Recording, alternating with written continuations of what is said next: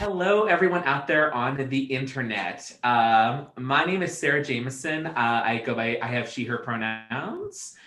And we are the Not Ready for Quarantine Players. We are a little startup that happened to come out of this crazy period in our lives. We started with a fundraiser for MTUG in May of this year.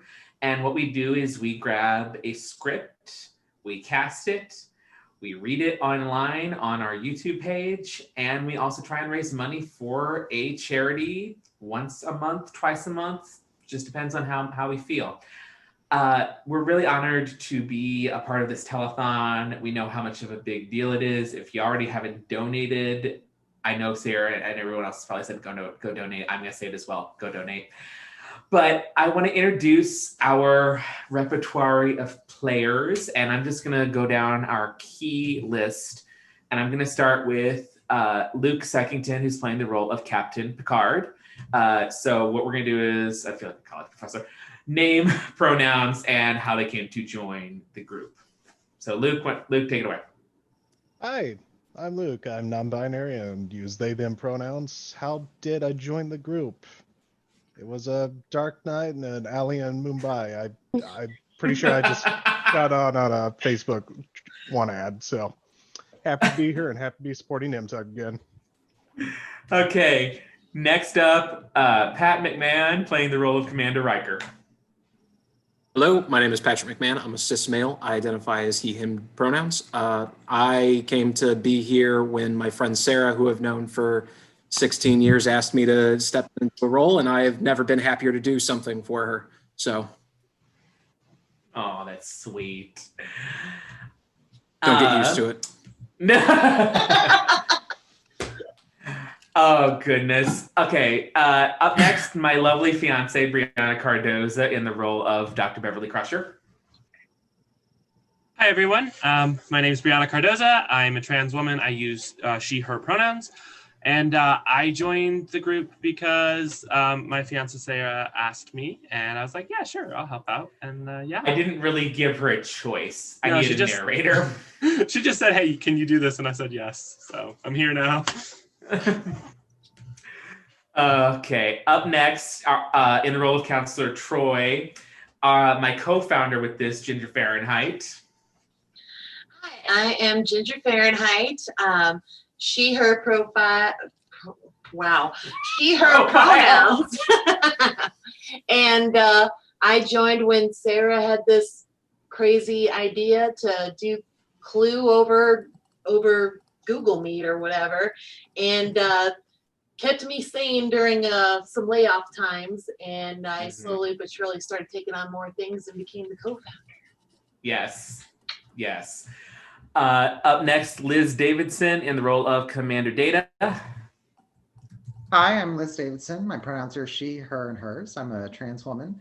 I've known Sarah for about 13 years, and she posted something about, reading Clue online back in the midst of the dark times. So here we are. Yes.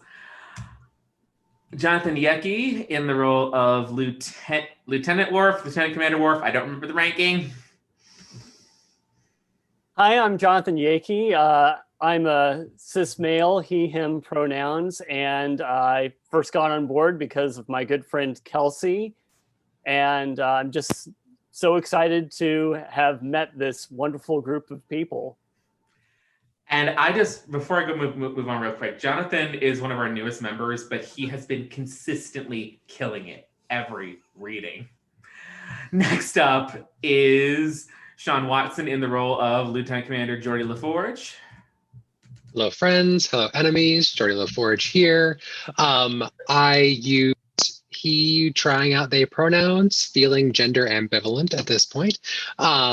And I came to this craziness that we call Not Quarantine Players, because I have a childhood love for Clue, and I was like, I am Professor Plum, and then I couldn't stay away. And now here we are. I have cardboard on my face. Much love.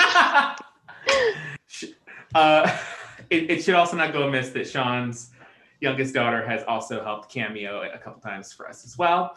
Yes. Next up is Eleanor Marsh in the role of Crete or Crete. I always thought it was Crate, but we'll figure it out. Whoever it is. Whoever it is, that's who Close I'm enough. saying. Hi, everyone. Hi, everyone. My name is Eleanor Marsh. I am also a drag performer who goes by Jasper Hex. I am non-binary. My pronouns are she, they, and he. I first joined this merry band a couple of months ago when we did Thelma and Louise, and I played several different but equally terrible men. Yes. I'm very excited to be here tonight. I totally forgot that we made you every awful man male in that script. I forgot about that. In the role, oh God, so good. In the role of Nor, we have Mona Chase. Hey, Mona Chase. They them pronouns, and I also joined because my fiance was like, "Hey, we need help," and I was like, "I mean, sure." And then I keep coming back because my fiance says, "Hey, we need help." And I'm like, "Okay, I mean, sure."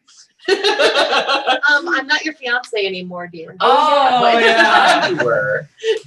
When you asked, you were.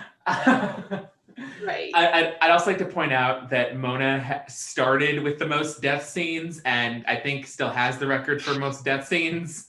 6 times in one evening, I believe. Yeah, yes, in one evening. We kill her a lot, and we kill them a lot, and we kill Yeah, we kill me a lot, and we Old lady a also lot. make me an old lady. Yeah, a lot. it's totally Which not. actually is I'm gonna be an old lady soon again. So Yeah, you are.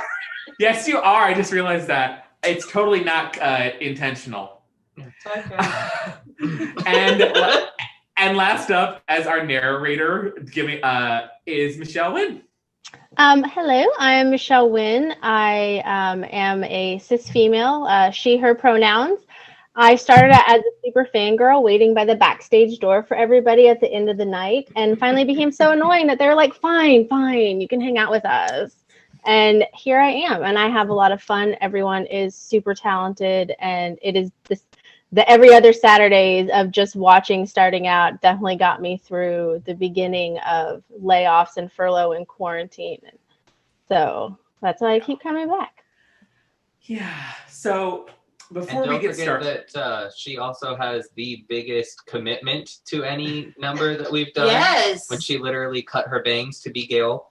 Yes. Yeah. So that's actually a good segue because I was going to say, before we get started, the other thing I wanted to bring up is it's totally free to join. Just find us on the socials, on Facebook, or our YouTube page as well. And we do have an email, which is notreadyforquarantine@gmail.com.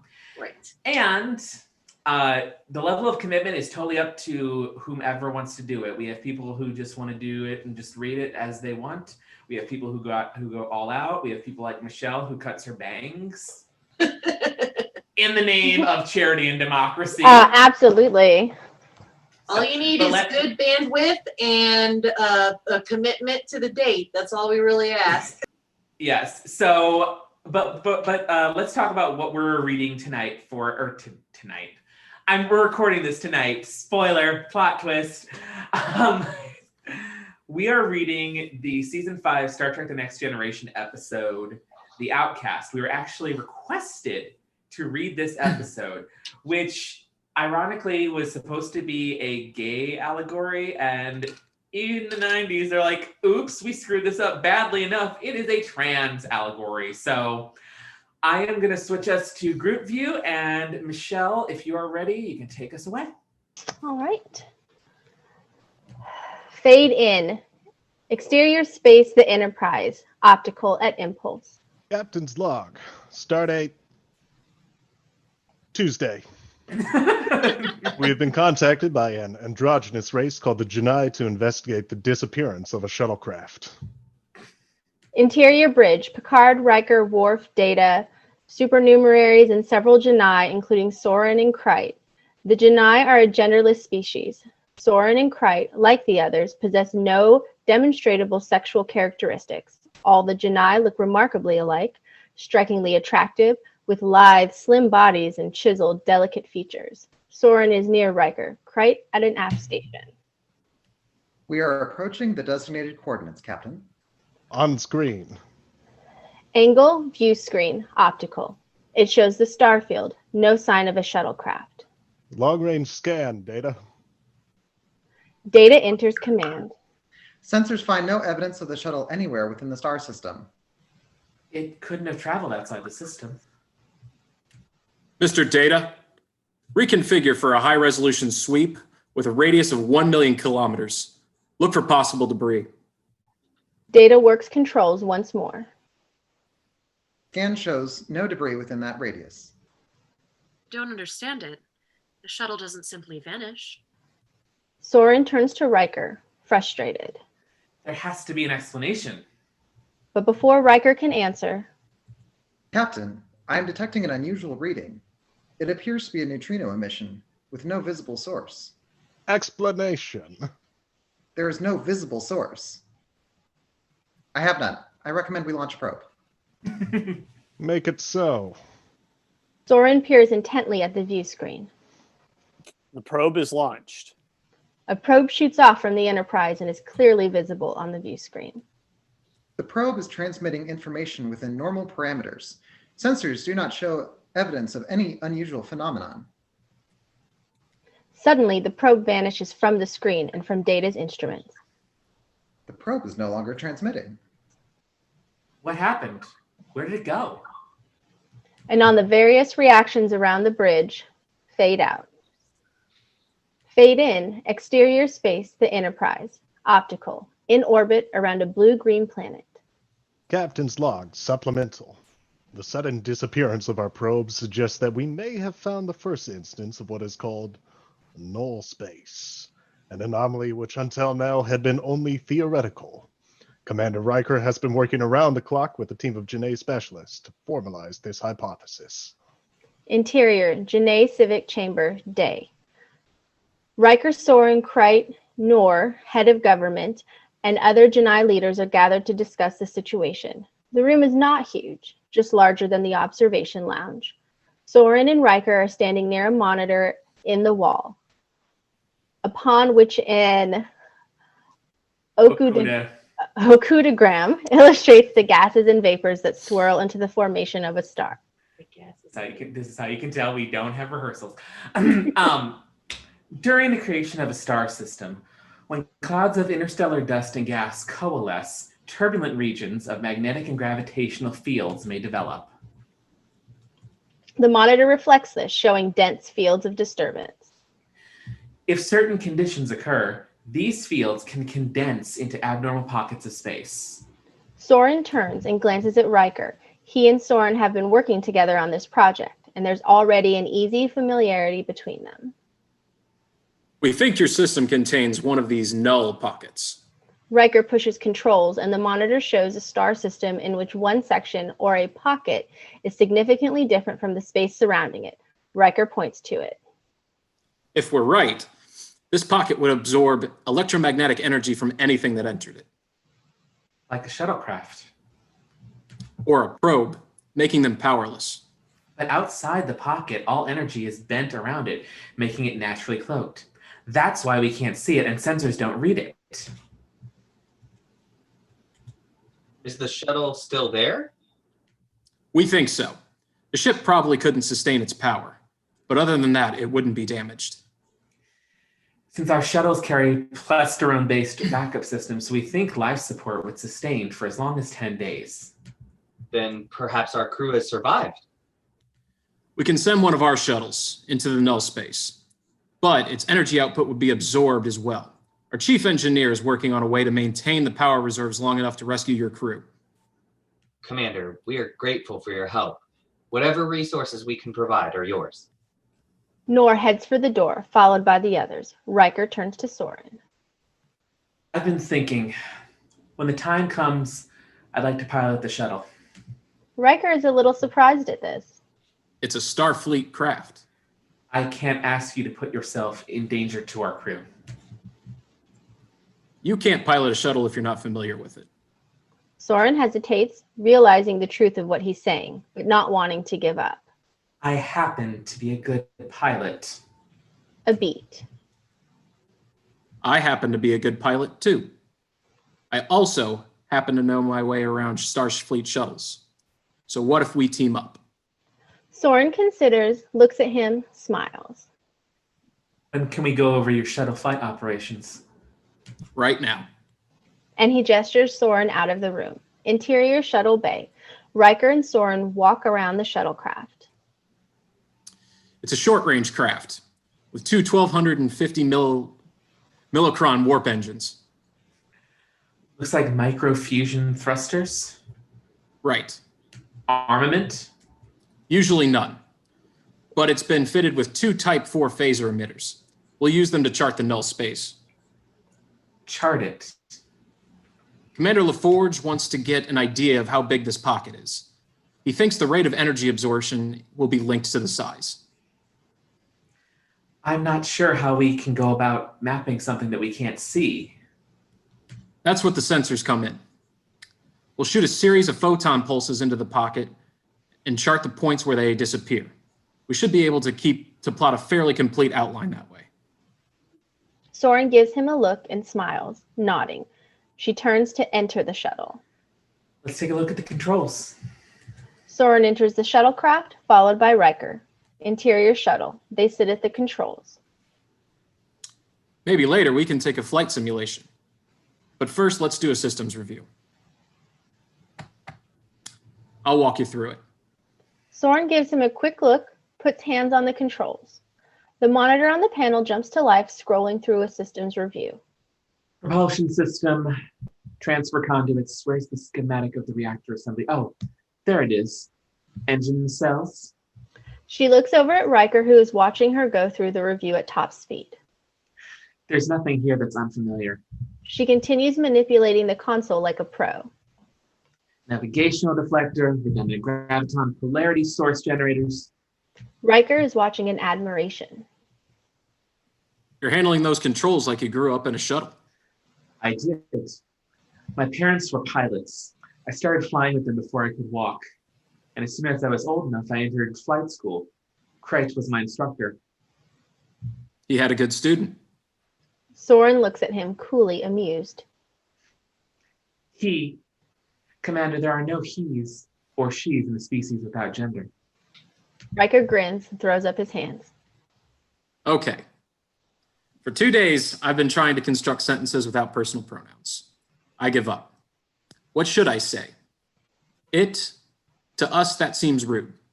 It is. We use a pronoun which is we use a pronoun which is neutral, but it doesn't really have a translation. And I'll just have to muddle through. So be tolerant if a stray he or she slips by, okay? Soren smiles at him, and they work for a beat more. Well, if that's the system review, I don't see any problems here. What's next? Riker smiles in admiration for this quick study. Lunch. Soren looks at him, smiles. Interior, 10 forward. Riker at a table with Soren. In the background, beyond them, is a couple in intimate conversation, heads close. We'll see them later. A waiter has just set bowls of soup on Riker's table. Soren peers down at it, puzzled. What is it? Split pea soup. My father's recipe. I had it programmed into the replicators. Soren takes a spoonful, touches her tongue to it. Note, from this point on, for the sake of convenience, feminine pronouns will be used in reference to Soren. She tastes it. It is not displeased, takes a little bit more. Well? Unusual, but I think I like it. It's very healthy. Helps keep you warm on cold Alaskan nights. We prefer to stay warm by sleeping with a friend. The statement is startling in its casualness. Riker looks at her, taken aback. I see. Not to mate, just to sleep together. For warmth. Sounds better than pea soup. Soren gives him a direct, penetrating look. We are puzzling to you, aren't we? A little. It's hard to grasp at the idea of having no gender. It is just as hard for us to understand the strange division you have in your species, males and females, and non-binary. Riker can't help but smile. Soren's gaze drifts to the couple in the corner, who are being openly affectionate with each other. You are male. Riker nods, not certain where this is leading. Tell me about males. What is it that makes you different from females? A tall order, Riker considers. Snips and snails and puppy dog tails. She stares at him, dumbfounded. You have a dog's tail? That's an old nursery rhyme. Girls are made of sugar and spice, and boys are made of snips and snails. That makes it sound better to be female. It's an old-fashioned way of looking at the sexes. Not to say that there aren't real differences. Physically, men tend to be bigger, stronger in the upper body. We have different sexual organs. Men don't bear young. What about feelings, emotional attitudes? Are they different? Well, most people think so, but that's the kind of question that might take an hour or two to answer. She smiles and glances again at the affectionate couple. Let me ask you, He struggles a bit. what's it like on a planet where people have no gender? She gives him a curious look. I'm afraid I don't understand. Well, who leads when you dance? If you dance. We do, and whoever's taller leads. She gives him a direct look, and he can't tell whether she's kidding or not. He keeps it in a playful mode. Without the battle of the sexes, you probably don't have very many arguments. She regards him with amusement. Just because we don't have gender doesn't mean we don't have conflict. We're very strong-minded. We love a good fight. He eyes her, taken by her wit and her forthrightness. Sounds like there aren't that many differences between your species and mine. She smiles, looking directly at him. Maybe not. Soren hesitates only briefly before the next question, which she asks casually. What sort of woman do you find attractive? Riker gives her a slight look, wondering where this questioning is coming from. I like a woman who's intelligent and sure of herself. Somebody I can talk to and get something back. But the most important thing of all is that she laugh at my jokes. Soren does. And is that the kind of woman all human males prefer? Not all. Some men like quiet, demure women. Others prefer a lot of energy. Some respond only to physical attractiveness. Others couldn't care less.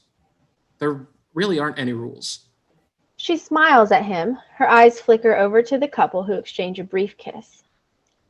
You make it sound very complex. Believe me, it is. Soren looks into his eyes. A subtle but unmistakable change comes over her. The look is seductive. Her voice takes on a sensuous tone. Perhaps it is that complexity which makes the differences in the sexes so interesting. She smiles at him, leaning forward slightly, waiting for a response. Riker is taken aback. He stares at her, not sure how to respond. He is rescued from the dilemma by the arrival of Kreit, who approaches the table from behind Soren.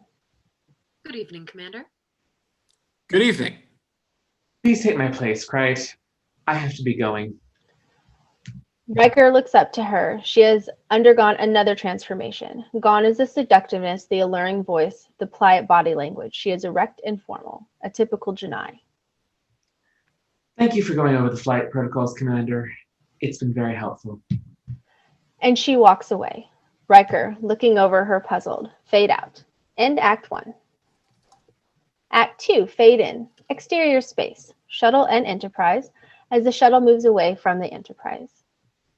Captain's log, stardate Wednesday? Commander Riker and the Janai pilot have set out on a mission to chart the null space pocket. If they are successful, we can then proceed with a rescue attempt. Interior shuttle, optical, Riker and Soren. I've illuminated the Delta 4 grid map. We can start there and expand. Stand by. Forward phaser array. Riker hits controls, and he and Soren begin their collaborative charting effort. Exterior space, the shuttle. A thin stream shoots from the shuttle, but quickly runs into an invisible wall, the streaming disappearing into null space. Interior shuttle, as Soren measures. The pulse vanished at Delta 4.2 by 0.3. Firing second burst. Delta 4.4 by 0.5. Riker glances at the monitor, which shows a gradually lengthening curved line, the outline of the null space pocket. It's working. I think we'll be able to give Commander LaForge the information he needs. Delta 4.5 by 0.7. I'm initiating computer task handoff. As they settle into an easy rhythm, a give and take that becomes unspoken as they anticipate and respond to each other's moves. Presently, Soren glances over at him. Commander, tell me about your sexual organs. Riker gives her a startled look. Ah! Is that an uncomfortable subject for humans? No, but it doesn't tend to be a topic of casual conversation. I'm interested in your mating practices. What is involved when there are two sexes? Riker takes refuge in a moment of distraction from their mapping project. Correcting course, 021 Mark 0.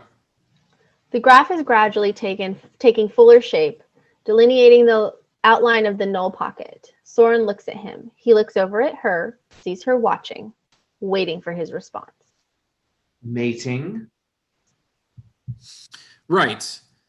Well, it's pretty simple. The men inseminate women, and the women carry the babies. Sorbent absorbs this. Our fetuses are incubated in fibrous husks with which both parents inseminate. From what we know of other species, our method is less risky and less painful. And less enjoyable. Less enjoyable?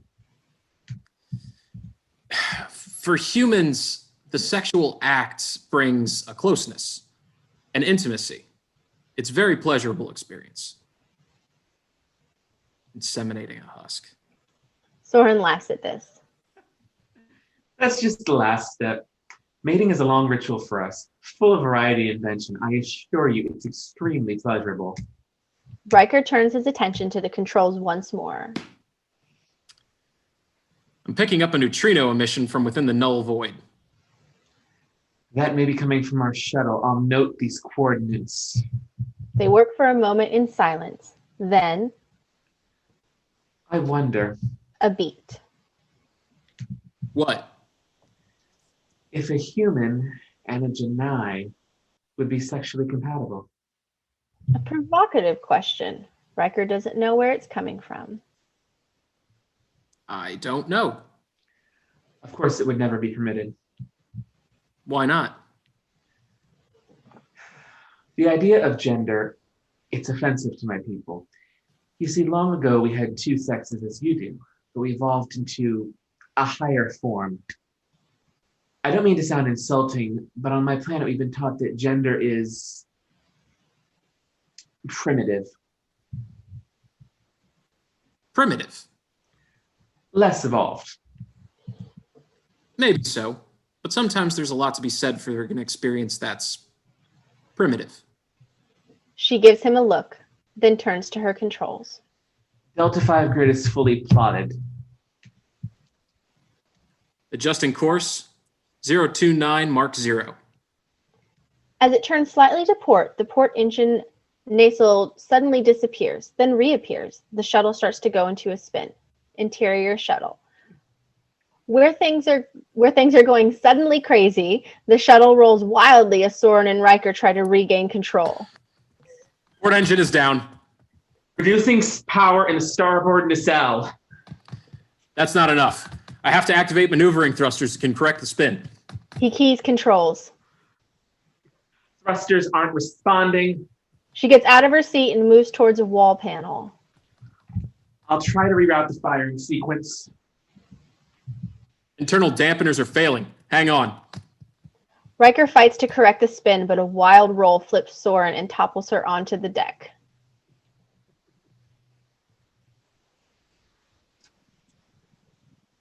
Enterprise to shuttle. Do you read me? Affirmative. We've lost an engine. We'll try to get a traffic on you. Riker is being pinned back back in his seat by the G forces. The sooner the better. And the shuttle gradually stabilizes as it comes under control. Enterprise, we have an injury. Transport Soren directly to sickbay. Right away, Commander. And on Riker's concern. Exterior space optical. The Enterprise at rest. Interior sickbay. Beverly ministers to Soren, who is sitting on a bio bed. Let's see. It's just a mild concussion. You're going to be fine. This will reduce the inflammation. She works for a beat, then... Doctor, you are female. Beverly looks at her curiously. Yes. Forgive me, I don't mean to be rude, but I'm curious. What is it like? A question Beverly's rarely had to consider. Well, it's just the way I am. I've never thought about what it's like. What is it that makes you female? Very specific biological factors. Females tend to carry 2 X chromosomes, males an X and a Y. It's a sight more complicated than that, but that's the basics. Hormone levels are distinctly different. Males tend to produce primarily testosterone, while women produce estrogen. Our sexual organs are also quite different. Females are usually geared towards bearing and nursing the young. Soren takes this in for a moment. I've noticed that you tend to have longer hair. You arrange it more elaborately, and you apply color to your bodies. Beverly is bemused by this objective assessment. Color? You put color on your mouths, your eyes, your cheeks, even your fingernails. The men don't. That's true. Why do you decorate yourselves like that? It's a long-time custom. We're used to it. But I think the real reason is to attract a partner. Really? Mm-hmm. Soren ponders this a moment. Then it's up to women to attract a mate? Oh, believe me, men want to be attractive too, but they go about it differently. No color. Not usually, no. They'd rather pretend they're not doing anything to attract a partner, even when it's the most important thing on their minds. It's very confusing. Are women considered superior, or are men? Neither. In the past, women were often considered weak and inferior, but that hasn't been true for a long time. Do you enjoy being a woman? Beverly thinks, decides, smiles. Yes, as a matter of fact, I do. I enjoy it quite a lot. Soren smiles at her, and at this point, Riker enters. Will, your co-pilot is fine. The injury was minor. Riker's smile towards Soren is relieved. I'm glad to hear it. Riker approaches her, and during the next, Beverly picks up on the attitude, subtle but unmistakable, that Soren is attracted to Riker. I'm afraid you're not rid of me yet, Commander. I'll be able to complete the mission. Then you should hear my new regulation. No more gymnastics in the shuttlecraft. She smiles. He looks at her, a more serious tone in his voice. I'm glad you're all right. She hears the concern in his voice, flushes slightly, looks down. She seems unaccountably nervous, and Beverly takes note. What happened? Why did the shuttle go into a spin? Apparently, the port engine nacelle nicked one of the protrusions from the null pocket and shut down. Are we still on schedule for the rescue attempt? That depends on how you're doing. She slips off the bed. Get your mind out of the gutter, Mona. I'm fine. We should check out the port engine. Riker puts his hand on her shoulders to restrain her. She stops instantly, as though the touch has electrified her. Whoa, let's get the doctor's opinion first. He takes his hand off her shoulders and takes a breath. Turns to Beverly. Doctor. I don't see a problem, but if you have any symptoms, headache, dizziness, come back. You have my word. They exit, and Beverly looks after them, wondering if she saw something personal happening between them. Interior Data's quarters. A poker game in session. Data, Worf, Troy, Beverly. Troy is shuffling. All right. This round, the game is Federation Day. Worf reacts with distaste. What is that? The Federation was founded in 2161, so 2 6s and aces are wild. Worf looks almost queasy. That is a woman's game. Oh, and why is that? She proceeds to deal. All those wild cards. They support a weak hand. A man's game has no wild cards. Let me get this straight. Are you saying it's a woman's game because women are weak and need more help?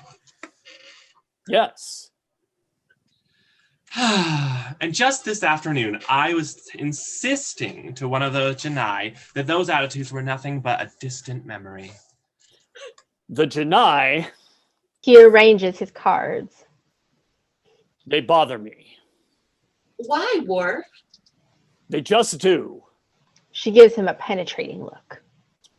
They are all alike. No males, no females. I'm sure we're just as strange to them. Worf gives her an incredulous look. They are all alike. No males, no females. I'm sure we're just as strange to them. Worf gives her an incredulous look. Well, one of them seems to be overcoming the differences, at least in regards to one of us. They stare at her, uncomprehending. What are you saying, Doctor? I could be wrong, but I got the definite impression that Soren is attracted to Commander Riker.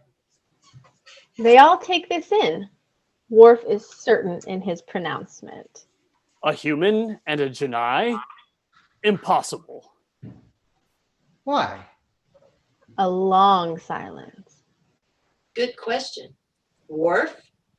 Worf grunts and buries his nose in his cards. With all the wild cards, it is difficult to know exactly what is in my hand. However, I will open with 50. Smiling, he pushes his chips into the middle of the table. The others reevaluate their hands. Interior shuttle. Soren and Riker working on panels and controls inside the shuttle. The port engine nacelle functions are fully restored. Maneuvering thrusters are operational. Continued. Portable transporter array is in. Once we get into null space, we'll have to initialize before we transport the Janai crew into the shuttle. But there should be enough power left to beam us all back on board the Enterprise.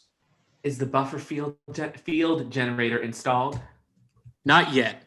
Geordi figures it'll be ready at 800 hours tomorrow. We should adjust the engine balance before that. Can you access the starboard manifold? She squeezes herself next to Riker, sitting on the floor with her back to the wall. They are pressed close. She now accesses the thrust manifold. There. Okay. Calibrate it to arc at 6.3 while I optimize the plasma flow. They work together for a beat. Riker is concentrating intensely on his work. Soren sneaks a glance over at him, makes a decision, takes a breath. Commander. Mm-hmm. I'd like to tell you something.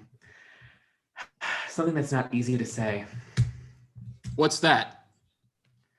It's also really hard for me to say because I've known you for 15 years. I find you attractive. Riker stops his work, turns to look at her. I'm taking a terrible risk telling you that. It means revealing something to you, something that, if it were known on my planet, would be very dangerous for me. He stares at her, not knowing what she means. As Soren reveals her story, she is at first halting, uncertain, to Morris. Occasionally among my people, a few were born who are different, who are throwbacks to the era when we all had gender. Some are born with strong inclinations toward maleness, and some have urges to be female. I am one of the latter. I have to admit, I got the feeling you were different. I was hoping you would. But in front of Kryte and the others, I must be careful not to reveal myself. Why? On our world, those feelings are forbidden. Those who are discovered are shamed and ridiculed. Only by undergoing psychotectic therapy and having all elements of gender eliminated can they be accepted into society again. Riker is dismayed by her story. Those of us who have these urges live secret, guarded lives. We seek each other out, always hiding, always terrified of being discovered. Riker is a bit overwhelmed by all of this. His mind struggles to accommodate the bizarre story she is telling. How long have you known you were like this? I've known I was different all my life, but I didn't understand how or why until I was older. And when you realized, what then? Soren pauses a moment, searching to provide a context for answers. I remember when I was very young, before I understood what I was, there was a rumor in my school that one of the students preferred a gender, in that case, male. The children started making fun of him every day. They got more cruel, they could tell he was afraid, and that seemed to encourage them. He appeared in class one morning, bleeding, his clothes ripped. He said he'd fallen down. She takes a breath, trying to regain composure in the face of this ugly memory. Of course, the school authorities heard about it. They took him away and gave him psychotectic treatments. When he came back, he stood in front of the whole school and told us how happy he was that he had been cured. There's a long silence. After that, I know how dangerous it was to be different. And as I got older, I realized what I was terrified. I've lived with that fear ever since. Do you have relationships with others? Yes, with those who have discovered they are male. Riker stares at her, mind reeling. She lifts a hand and touches his face gently. I've had to live a life of pretense and lies. With you, I can be honest.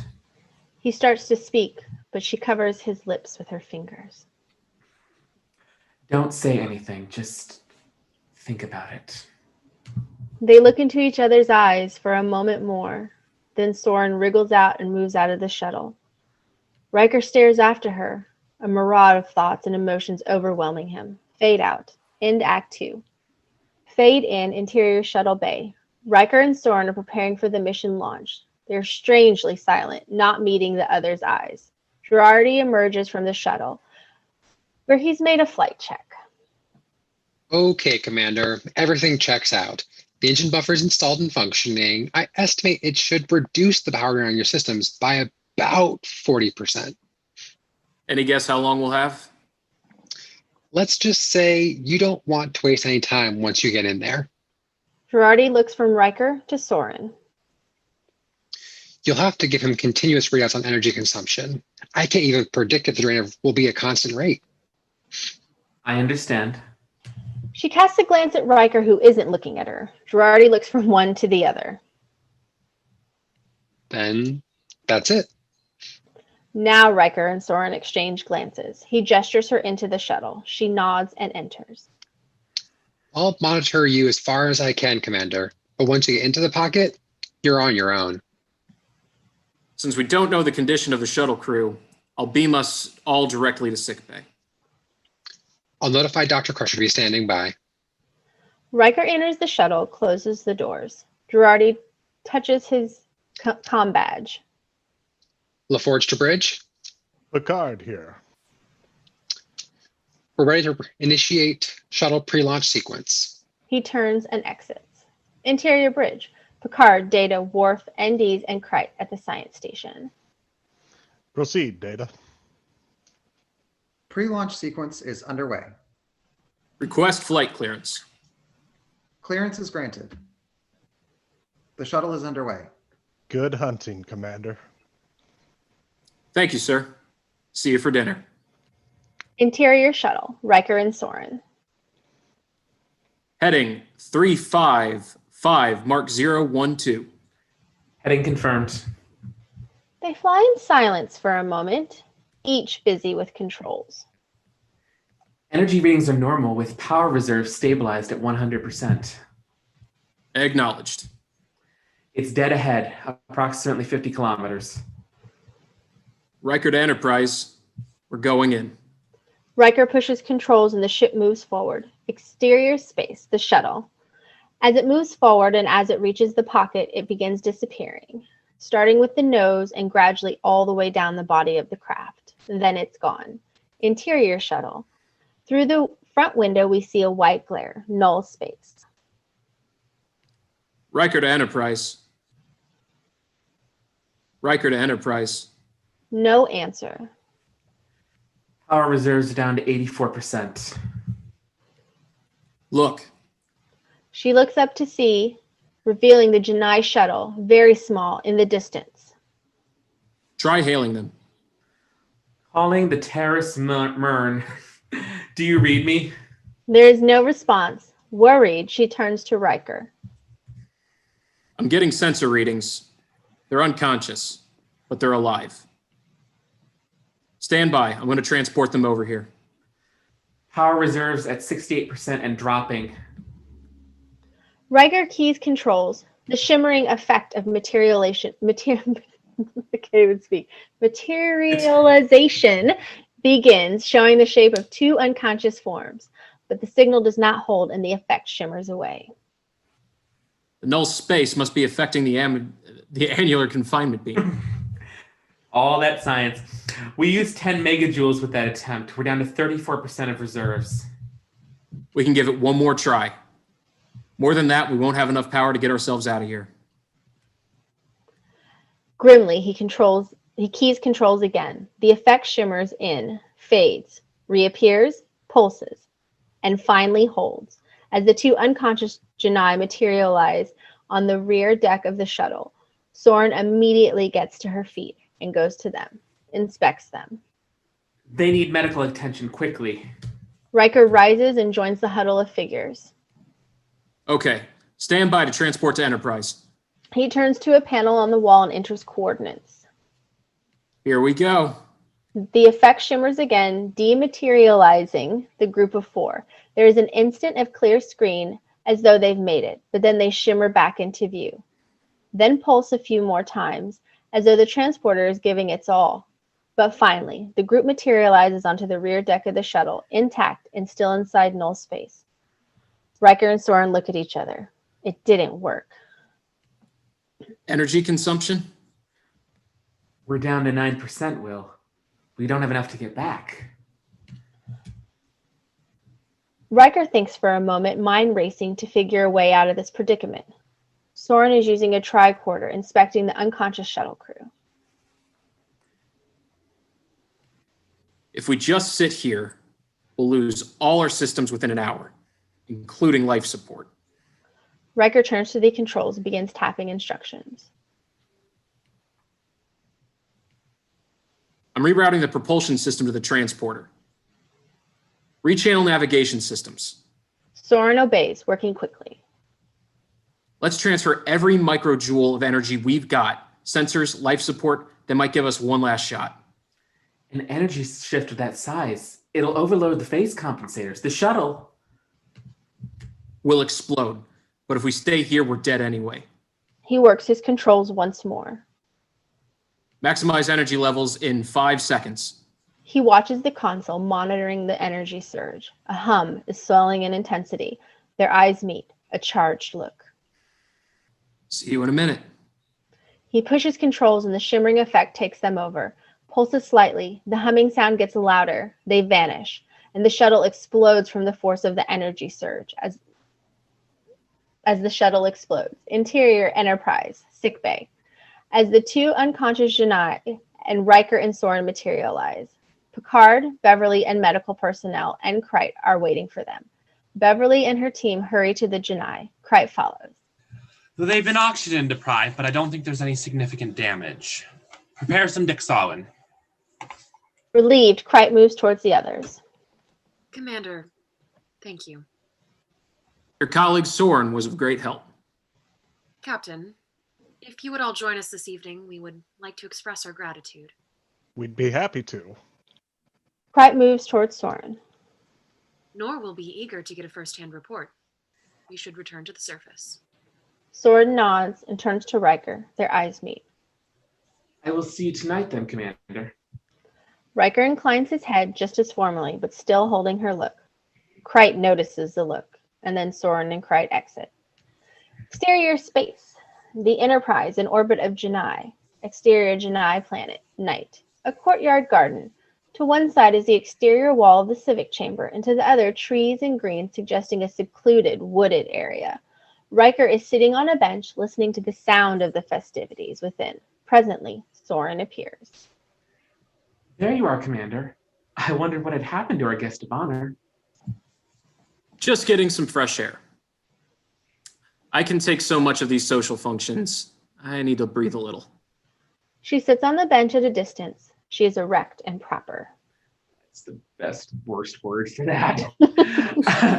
I would think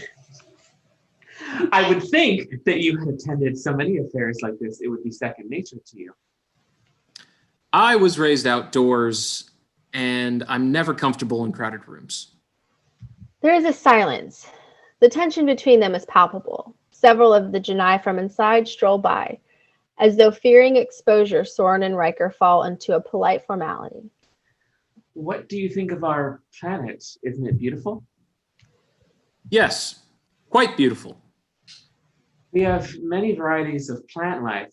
Perhaps you would like to inspect some of them. Yes, I would. I've always been interested in exobotany. She rises, maintaining that formal posture. Please, let me take you on a tour. Thank you. It's very kind of you. They move off towards the woods. Camera pans back toward the civic chamber. Standing in the darkness, watching them is Krite. Exterior planet, into the woods. Riker and Soren walk along a path. She points out various trees and shrubs. Man, they're really playing this up. One of my favorites is the Manellan tree. The leaves first turn pure white, then blue when the weather gets cold. They move on deeper into the woods. This is called a fala bush. It produces a fragrant flower only one day of the year. She moves on, but Riker reaches out and takes her arm, turns her back to them. They stand like that for an instant, staring at each other, shrouded in the cover of the woods, moonlight catching and reflecting in Soren's eyes. She parts her lips, moves towards him without even realizing she's doing it, and then they are locked in one another's arms, kissing deeply as though it was the most natural thing in the world. Fade out. End of Act 3. Fade in. Exterior space, the Enterprise, optical, still in orbit of the blue-green planet. Captain's log. Stardate Yom Kippur. We remain in orbit of Janae, charting the null pocket. We hope that a detailed map of the anomaly will prevent the loss of other ships. Interior Troy's quarters. Troy sits on her couch inspecting the contents of a box which rests on the floor. There are several artifacts spread out on a coffee table. Small figures, a doll, pictures, little books, etc. Troy holds a larger book on her lap and is leafing through the pages. The door chimes. Come in. The door opens and Riker enters. She looks up, smiles at him. Oh, hello, Will. He comes to her, sits nearby, where he can see what she's looking at. What's all this? Wonderful things. My mother sent me a box that belonged to one of my father's ancestors. It had been stored on Earth years ago and just recently turned up. Riker picks up one of the pictures. Do you know who these people are? No, a few of the pictures are marked with names, but most of them aren't. I look at all these faces and wonder who they are, if they might be related to me. Riker picks up a small, worn, stuffed animal and turns it in his hand. This one looks like you. She smiles at him. There's a long beat between them. Then, Deanna, I've got something on my mind. And I had to see you. Has something happened? he looks up at her, nods. I've met someone. Someone who's become important to me. Soren. Yes. There is a moment as the two friends gaze at each other, the look speaking of trust and affection that is deep-seated. You're my friend, so it seemed like... I'm not sure. You seemed the right person to tell. I'm glad you did. Nothing will change between us, will it? She smiles.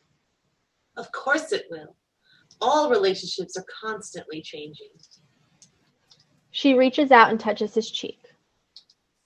We'll always be friends, maybe even better friends. You're part of my life and I'm part of yours. That much will always be true. He leans forward and they kiss, sweetly and tenderly.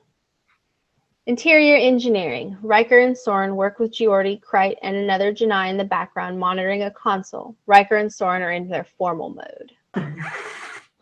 Turned up the null pocket is even more rare than we expected, Commander. Maybe its configuration is shifting. I don't think so. Measurements you took are holding. It just has more projections than we thought. It's going to take longer than we planned to get it mapped. No response from Riker or Soren, with whom the delay is just fine. I'm headed for the shuttle bay. We're fitting another shuttle to help in the survey.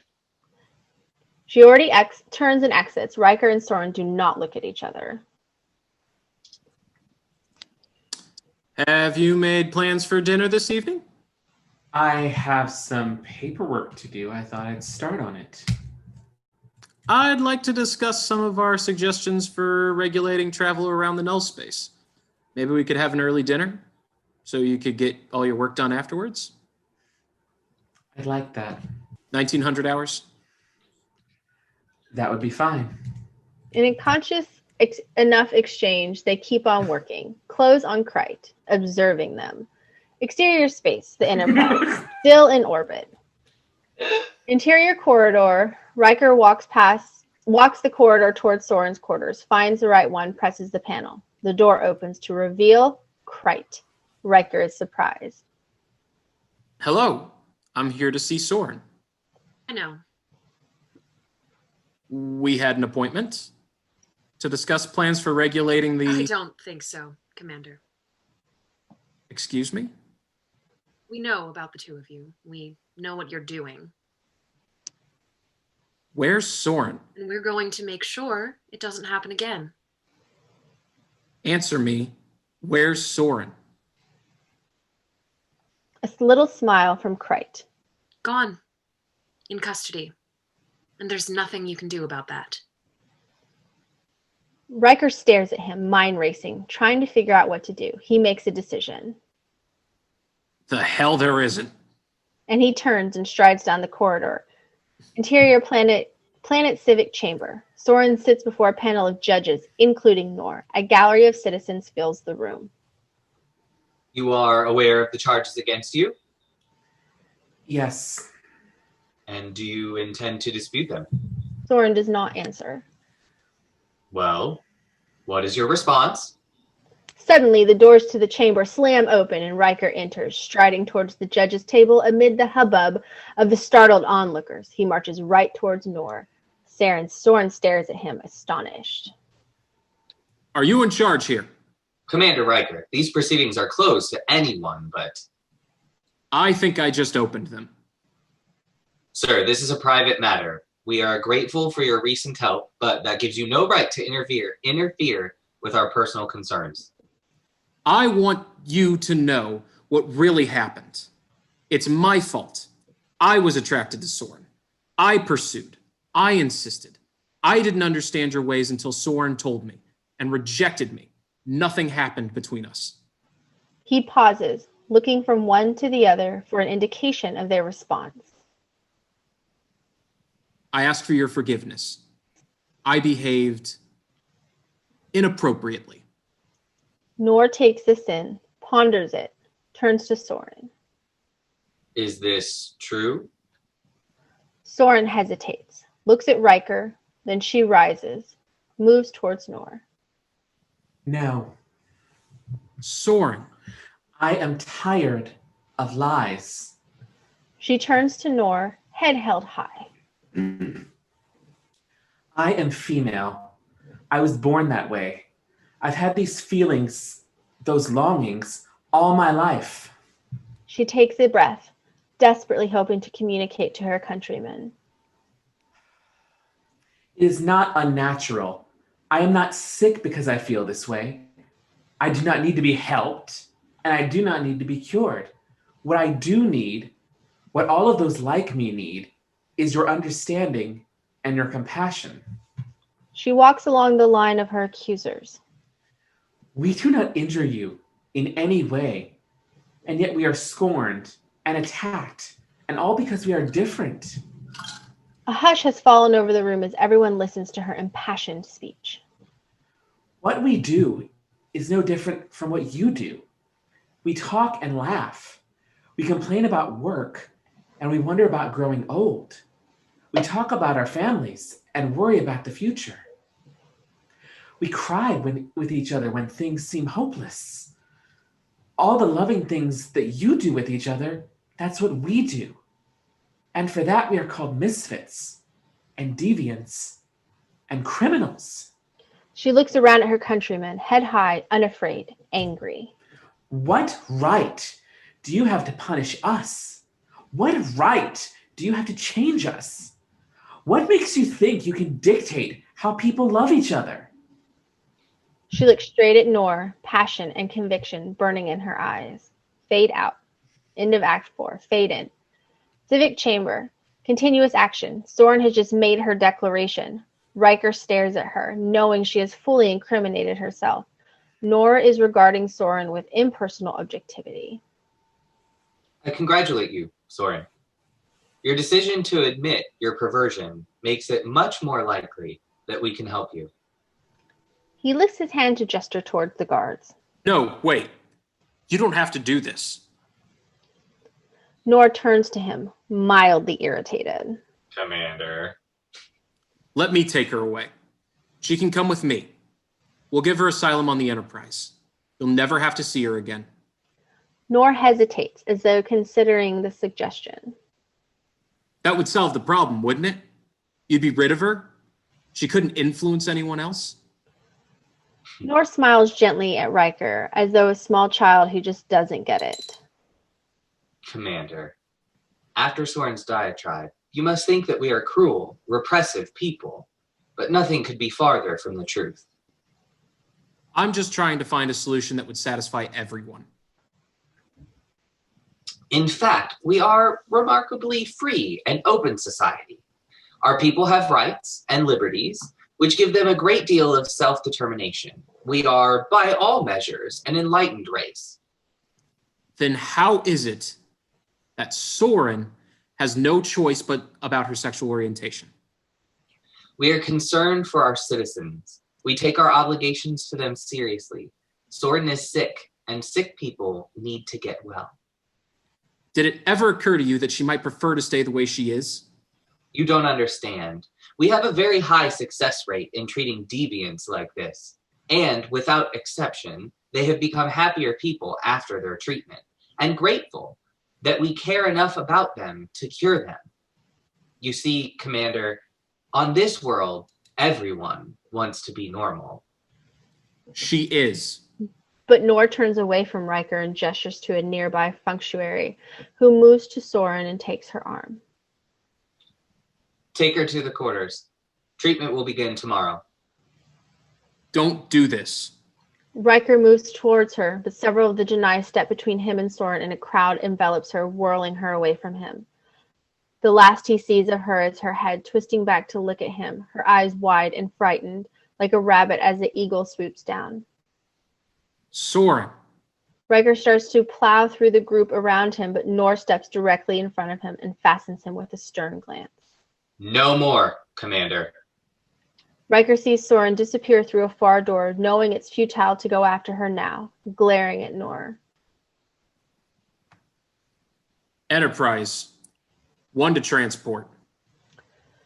The effect shimmers and he dematerializes. Exterior space, the Enterprise, in orbit. Interior, ready room. Riker has finished telling the story to Picard, who has taken it all in and is now reflecting. I can't just leave her there. They'll give her these psychotropic treatments. I don't know what to do.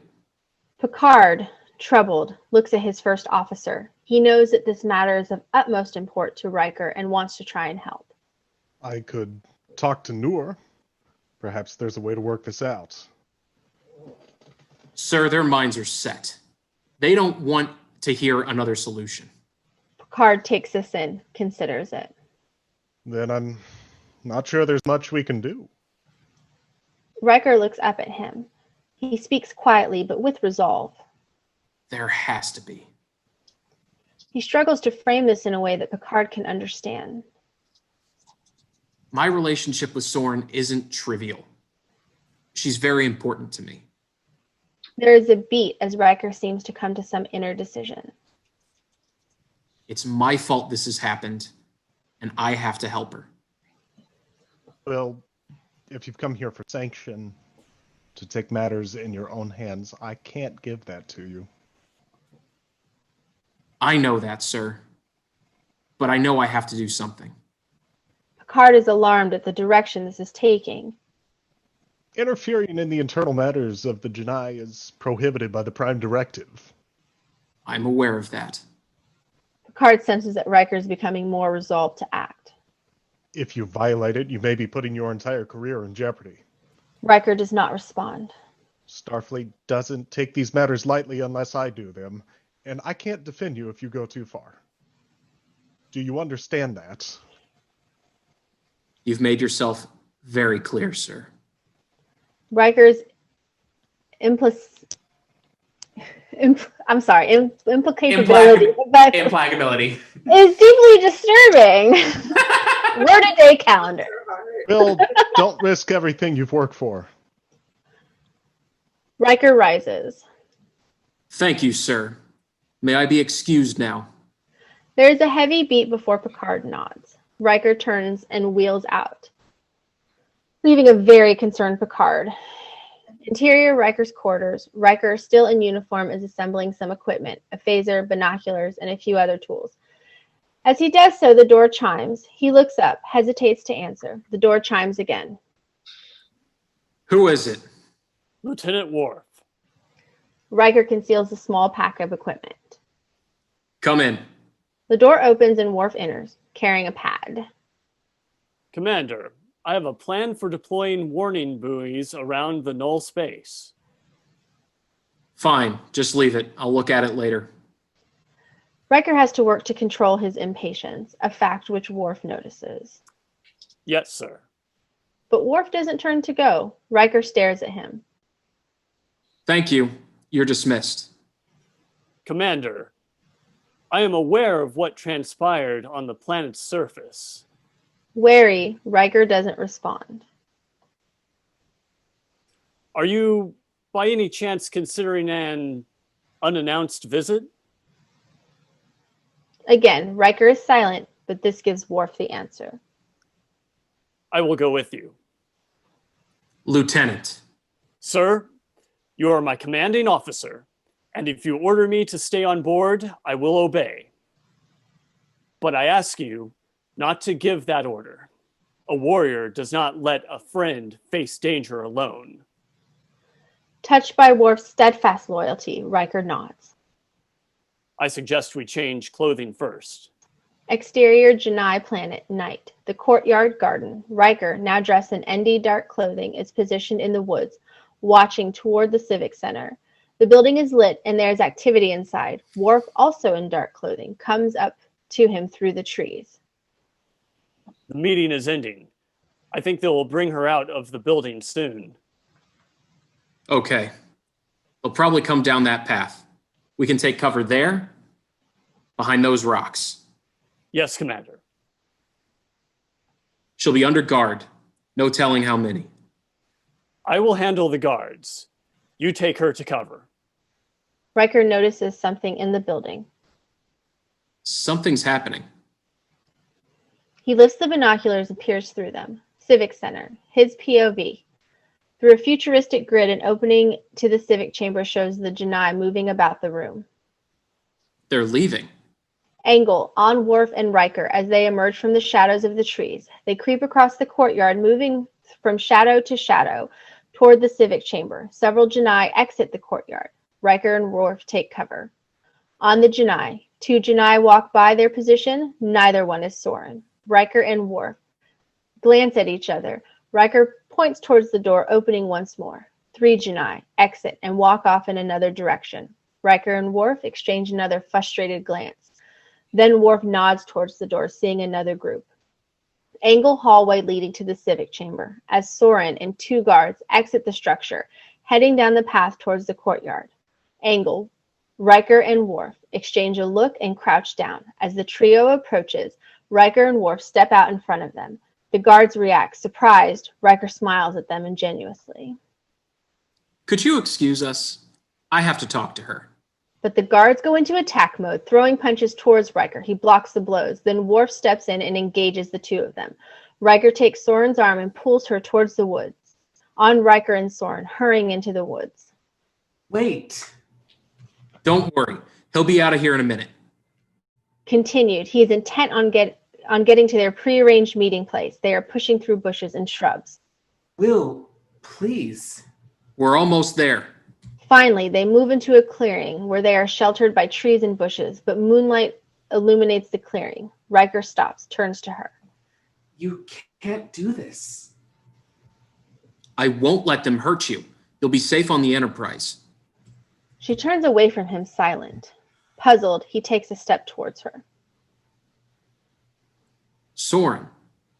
She turns back, looking at him with curious detachment. If that speech didn't do me in these last few lines, well, I'm so sorry. It's my fault you got involved in all this. It's going to be all right. Everything's going to be fine. No, it's not. He stares at her, not comprehending her strange attitude. What are you talking about? It was all a mistake. I should have realized it from the beginning. What? That I was sick. I had these terrible urges, and that's why I reached out to you. But it was wrong. I see that now. And now he understands. She's already been treated. He's too late. I don't understand how I could have done what I did. He grasps for anything. Maybe Dr. Crusher could treat you. Bring you back to the way you were before. She smiles sadly at him, truly sorry for his pain, but disconnected from it. Why would I want that? Soren, I love you. She looks at him, not even vague regret in her eyes, as though looking at someone she knows she once loved but can't remember why. I'm sorry. And she turns and melts into the darkness. Riker stares after her. Exterior space. The Enterprise. In orbit. Interior bridge. Picard, Data, and ND personnel. Picard is forward, talking to Data and the con officer. How long to the Phelan system? At warp 6, 53 hours, sir. Continued. The turbo lift doors open and close, pulling Picard's look. Riker exits the turbo lift and starts down the ramp. Commander, Riker is impassive, his face revealing nothing but his voice tight. Captain? They hold a look for a moment. Riker sits. Starfleet has just sent us a message asking us to proceed to the Phelan system to negotiate a trade agreement. Yes, sir. I wasn't sure when to tell them we'd be underway. Is our business with the Janae finished? Finished, sir. There is another beat, and then Picard turns to the con officer. Very well. Ensign, take us out of orbit, set a course for the Phelan system. Warp 6. Engage. Off, Riker's reaction. Exterior space. The Enterprise. Jumps into warp speed and away. Fade out. End of Act 5. The end. I'm just gonna start with Eleanor Marsh as Krite with the amazing creepy voyeur glances, which I love. Jonathan as best boy Worf, stepping in last minute, no less. Thank you. Liz back as Data. Thank you, thank you, thank you. Luke as Picard with some almost Kirk-esque moments, which I was kind of liking. I love his calendar. Great understanding of time. Yes. Yes. My lovely girl Bree as Beverly, also converting some dialogue on the fly. Way to go. Sean back as Geordi, clearly winning costume game tonight. Mona and Ginger as Noor and as Troy. You're kind of Michelle. Yeah. Michelle is our narrator. I'm so sorry that we gave you words that were like $20 words. I'm sorry. I haven't spoken to the public in 9 months, so it's Yeah. I'm surprised I could pronounce small words at this point. Yes. I have to give it off to my leading man for this episode, Patrick McMahon as Commander Riker. I am your, whatever we want to call me tonight, Soren, and I guess mistress of ceremonies. And that's it for us. Thank you all so much. Make sure if you haven't given to MTUG, donate and follow us on Facebook. Give us a like, subscribe to us on YouTube, that we can find out what script we're doing next. So our next script reading is Elf. Yes. Yes. Oh yeah. I see. I'm glad that you know the timing of all this. So after this, our next script reading is going to be Elf on the 19th of December. Yeah. Yay. So that's And it, y'all. Going towards a giving tree. Yes. That's exciting. Mm-hmm. You go, Poop. So. That's the note to end on. So thank you again, MTUG, for thinking of us.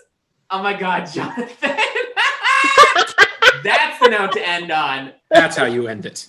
That is how you end it. So MTUG, thank you again for thinking of us and requesting that we do this. So thank you.